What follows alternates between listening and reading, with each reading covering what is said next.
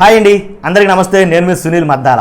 ఒక interesting video అయితే మీ ముందుకు తీసుకొచ్చానండి. ఏంటంటే నావి కొన్ని ప్రశ్నలు ఉన్నాయి. ఏంటంటే ఏది మంచిది నేను చెప్పబోయే విషయాల్లో, అంటే ఆయుష్మాన్ భారత్ ఏదైతే ఆయుష్మాన్ భారత్ ఉందో, అంటే వైద్యంకి సంబంధించి ఆయుష్మాన్ భారత్ ఉందో కేంద్ర ప్రభుత్వం నుంచి, అది ఇప్పుడు ఆంధ్రప్రదేశ్లో ఇంప్లిమెంటేషన్ చేయాలని చూస్తుంది కూటమి ప్రభుత్వం.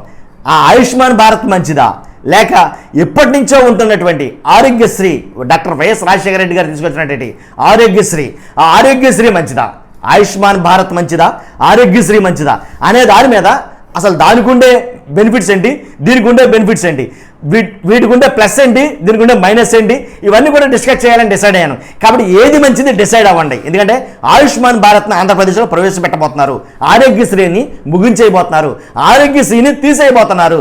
దానికి ఇదే సూచన. కాబట్టి ఖచ్చితంగా మీరు ఏం చేస్తారంటే వీడియో ఎండ వరకు చూడండి. ఫస్ట్ ఎండ వరకు చూసి మీకు ఏది నచ్చుతుంది, ఏది మంచిది అనిపిస్తే అదే చెప్పండి. దాంట్లో ఎలాంటి డౌట్ లేదు. ఆయుష్మాన్ భారత్ అయితే మంచిదైతే కనుక మంచిదని చెప్పండి, ఆరోగ్యశ్రీ బెటర్ అంటే బెటర్ అని చెప్పండి. మీ అమూల్యమైన అభిప్రాయం కామెంట్ రూపంలో తెలియజేయండి. ముఖ్యంగా ఫస్ట్ నాకు లైక్ చేయండి, మోటివేషన్గా ఉంటుంది. అంతేకాదు ఈ వీడియో చాలా మందికి అయితే కనుక షేర్ అవుతుంది. అంతేకాదండి పక్కాగా మన ఛానల్ సబ్స్క్రైబ్ చేసుకోవచ్చు. మీకు ఉపయోగపడే వీడియో అయితే మాత్రమే, పనికిమాల వీడియోలు చేయము, మీకు ఉపయోగపడే వీడియో మాత్రమే చేస్తాను. దాంట్లో ఎలాంటి డౌట్ లేదు. అందులో మీరు పక్కాగా సబ్స్క్రైబ్ చేసుకోవచ్చు. అది ఏది మంచిది అంటే ఆయుష్మాన్ భారత్ గురించి కొన్ని మాటలు చెప్తారు, వినండి. ఏంటంటే ఆయుష్మాన్ భారత్ అనేది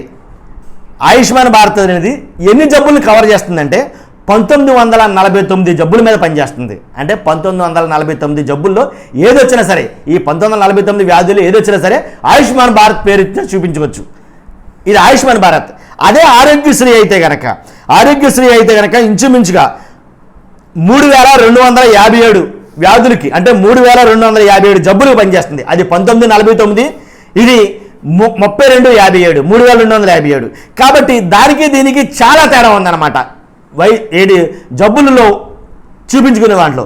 అలాగే ఆయుష్మాన్ భారత్ కార్డు ఎన్ని లక్షల వరకు పనిచేస్తుంది అంటే 5 లక్షల వరకు పనిచేస్తుంది.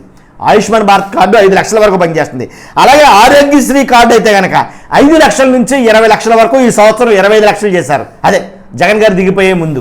కాబట్టి అది ఆయుష్మాన్ భారత్ కార్డు 5 లక్షల వరకే పనిచేస్తుంది. కానీ ఆరోగ్యశ్రీ కార్డు 5 నుంచి 25 లక్షల దాకా పనిచేస్తుంది. 25 లక్షల లోపు ఎనీ హాస్పిటల్లో, ఎనీ కార్పొరేట్ హాస్పిటల్లో చూపించుకోవచ్చు. అలాగే ఆయుష్మాన్ భారత్ 60 లక్షల కుటుంబాల వరకు వర్తిస్తుంది, 60 లక్షల కుటుంబాల వరకు ఉపయోగపడుతుంది. కానీ అదే ఆరోగ్యశ్రీ కార్డు అయితే కనుక 1,42 కుటుంబాల దాకా వర్తిస్తుంది. కాబట్టి ఏది మంచిది అంటే 1949 రూపాయలు, అంటే 1949 జబ్బులకి సరిపడే ఆయుష్మాన్ భారత్ మంచిదా, 3257 జబ్బులకు ఉపయోగపడే ఆరోగ్యశ్రీ కార్డు మంచిదా, 1,42 కుటుంబాలకు సంబంధించిన ఆరోగ్యశ్రీ మంచిదా, 60 లక్షలకు మాత్రమే సంబంధించిన కుటుంబాలకు సంబంధించిన ఆయుష్మాన్ భారత్ మంచిదా, 5 లక్షల నుంచి 25 లక్షల వరకు చూపించుకునే వెసులుబాటు ఉన్న ఆరోగ్యశ్రీ మంచిదా, 5 లక్షల వరకే ఉపయోగపడే ఆయుష్మాన్ భారత్ మంచిదా? ఏది మంచిది? టీడీపీ నాయకులందరూ కూడాను ఏంటి ఆల్రెడీ మొన్న జరిగిన అసెంబ్లీలో కానీ లోక్సభలో కానీ ఆయుష్మాన్ భారత్ చాలా ఇంపార్టెంట్, ఆయుష్మాన్ భారత్ ఇక మీదట మీరు చూపించుకుంటూ ఉండాలి అని ఆరోగ్యశ్రీని పక్కన పెట్టే తంత్ర దగ్గరగా నడుస్తుంది. మ్యాక్సిమం క్లోజ్ చేస్తున్నట్టు ఆరోగ్యశ్రీని.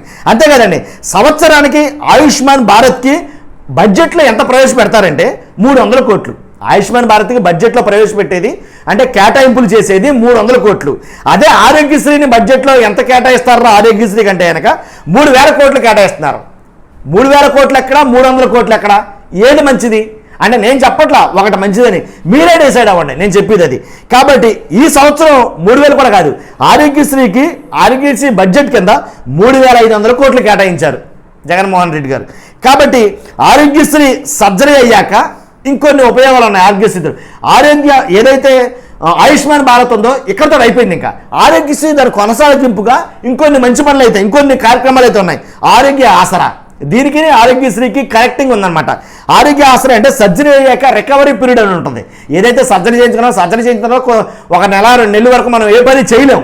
కాబట్టి చేయలేని ఆ టైంలో మరి ఎలాగా జీవనోపాధి ఎలాగా లెక్కేసి అప్పుడు ప్రభుత్వమే 250 రూపాయలు పర్ డే ఏదైతే ఉందో 250 రూపాయలు ఒక రోజుకి చొప్పున నెలకి ఇంచుమించుగా 5000 దాకా ఇస్తారండి. దీన్ని రికవరీ పీరియడ్ అమౌంట్ అని అంటారు అనమాట. కాబట్టి దీనికి గాను సంవత్సరానికి 300 కోట్ల రూపాయలు వెచ్చిస్తుంది ఆరోగ్యశ్రీ తరపున ప్రభుత్వం. కాబట్టి ఇది అవసరమా? లేదా ఆయుష్మాన్ భారత్ అవసరమా? ఏంటి ఇది ఆరోగ్యశ్రీ ఉంటేనే ఇది వర్తిస్తుంది. కాబట్టి ఆరోగ్యశ్రీకి ఇది కనెక్టివిటీ అనమాట. ఆరోగ్యశ్రీ లేకపోతే ఇది ఉండదు, దాంట్లో ఎలాంటి డౌట్ లేదు. కాబట్టి జిల్లాకు తర్వాత వైద్యాన్ని ఇంప్లిమెంటేషన్ చేయాలని ఆంధ్రప్రదేశ్లో ఏ పేదవాడు కూడా వైద్యం అందక చనిపోకూడదనే ఉద్దేశంతో వైద్యాన్ని ఇంకా మరింత దగ్గరికి తీసుకెళ్ళాలని పేదవాడికి ఏంటి రూరల్ ఏరియాస్లో, అలాగే రిమోట్ ఏరియాస్లో, మారుమూల ప్రాంతాల్లో, పల్లెల్లో, పట్టణాల్లో ఏంటి ఇంటి వద్దకే వైద్యం పేరు చెప్పున ఏంటి ఫ్యామిలీ హెల్త్ డాక్టర్ అనే పథకం కూడా ఉండేది. మరి ఆ పథకం ఉంటుందా? ఇప్పుడు తీసేస్తారా?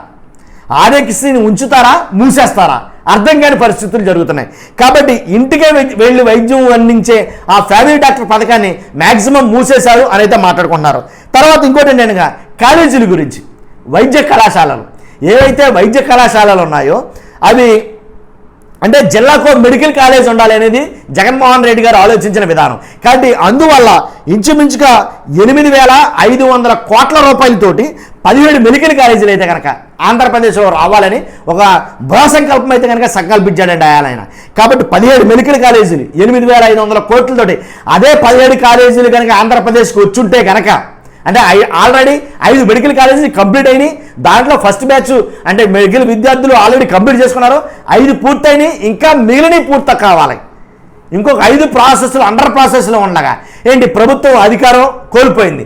కాబట్టి మిగిలినవి ఏదైతే ఇప్పుడు ప్రభుత్వం ఉందో, టీడీపీ ప్రభుత్వం ఉందో, ఆ మెడికల్ కాలేజీలు ఏదైతే 17 మెడికల్ కాలేజీలు అన్నాడో జగన్మోహన్ రెడ్డి గారు, ఆ 17 మెడికల్ కాలేజీలు ఆంధ్రప్రదేశ్లో పూర్తి చేయగలిగితే కనుక నా భూతో నా భవిష్యత్ అన్నట్టుగా ఆరోగ్యం అనేది చాలా బాగా కుదురు పడుతుంది. పేదవాడి నుంచి సామాన్య నుంచి సగటు మానవుడి వరకు ఎవరైనా సరే ఖచ్చితంగా వైద్యం అందక చనిపోయే పరిస్థితులు అనేవి ఆంధ్రప్రదేశ్లో ఉండవు. కాబట్టి 17 మెడికల్ కాలేజీ అంటే 1, 2 కాదు 17 మెడికల్ కాలేజీలు. కాబట్టి మెడికల్ కాలేజీలు ఎప్పుడైతే వచ్చినా వైద్యం అందుబాటులోకి వస్తుంది అని ఆలోచనతోటే వీటిని స్టార్ట్ చేయడం జరిగింది. కానీ రాజకీయ పరంగా ఏదైతే రాజకీయం ఉందో ఆ రాజకీయ పరంగా రూరల్ ఏరియాస్లో, రిమోట్ ఏరియాస్లో, మారుమూల ప్రాంతాల్లో ఏంటి పనిచేసే ఫ్యామిలీ హెల్త్ డాక్టర్ని పక్కన పెట్టేశారు, దాన్ని క్లోజ్ చేసేస్తారని అందరూ అంటున్నారు. ఎలాగో కాబట్టి దాన్ని ఎలాగో మూసేసినట్టే. అలాగే మామూలు విషయం కాదు అసలు ఆరోగ్యశ్రీ అంటే పేదవాడి సంజీవని, ఆరోగ్యశ్రీనే మూతేసేయబోతున్నారు అని వార్తలు బయటకు వస్తాయి. కాబట్టి ఆరోగ్యశ్రీకి ₹1 కూడా చెల్లించలేదు ఇప్పటికొచ్చి. కాబట్టి ఏదైతే జనవరి వరకు వైఎస్ఆర్సీపీ గవర్నమెంట్ ఆరోగ్యశ్రీ ఏదైతే బకాయిలు ఉన్నాయో పెండింగ్ బకాయిలు జనవరి వరకు క్లియర్ చేసింది. క్లియర్ చేసిన తర్వాత మిగిలిన అమౌంట్ని బడ్జెట్లో పెట్టడం లోపల అధికారం మారింది.